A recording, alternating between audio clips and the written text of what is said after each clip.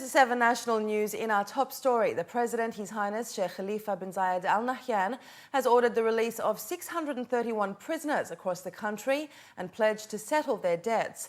The release comes on the occasion of the UAE's 42nd National Day celebrations. Attorney General of the UAE, Salim Saeed Qubaysh, said the pardon given by Sheikh Khalifa is a gracious gesture aimed at preserving the social fabric and cohesion of society.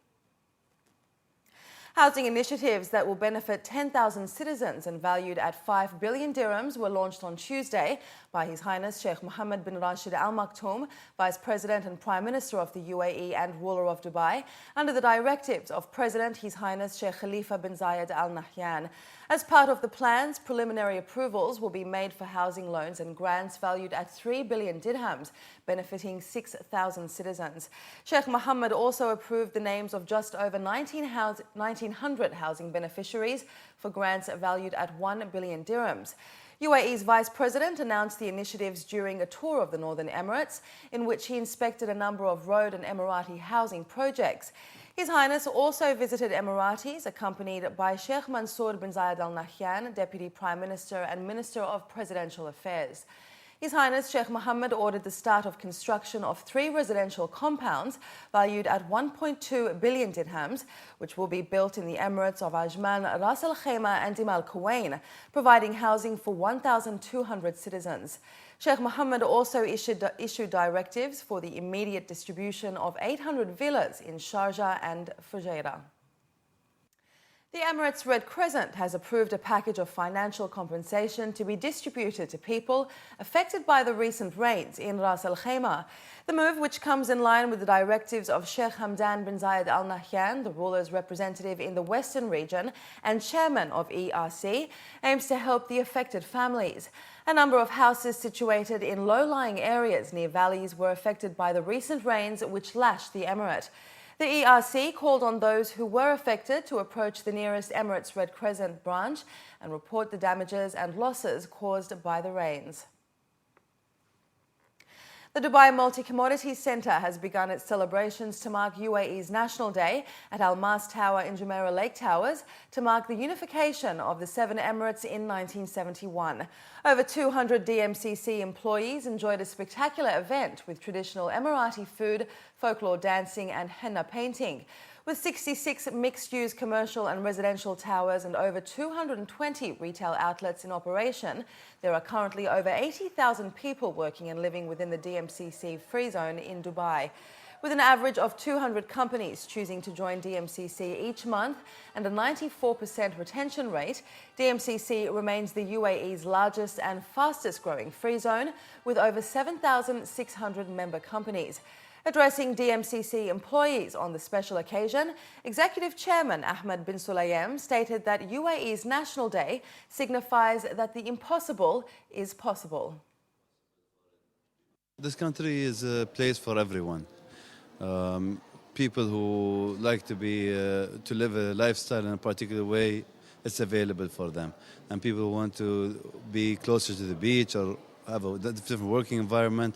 The diversity of this country is still not stopping. It's being more and more diverse, and it's a country for all kinds of people from all ethnicities.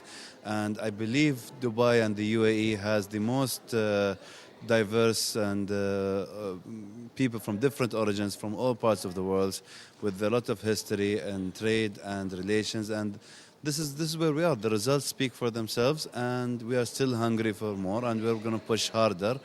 There is no finish line. In the race to excellence, as His Highness is quoted, Sheikh Mohammed bin Rashid Al Maktoum, the Vice President and Prime Minister of UAE, ruler of Dubai, is quoted as saying, in the race to excellence, there is no finish line. You will see that at every facet of the UAE government and the cities of the UAE, including Dubai.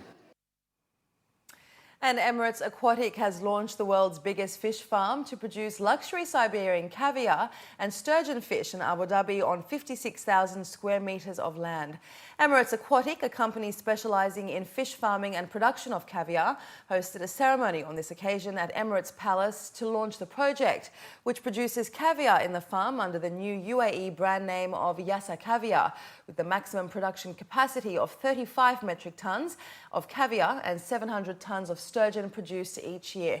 Mohammed Hazem Al-Dahiri, chairman of Emirates Aquatic, said the inspiration was to contribute to their long-term strategy set out in Abu Dhabi's economic vision for 2030 and to play a role in the building of a sustainable, diversified and value-added economy in the capital.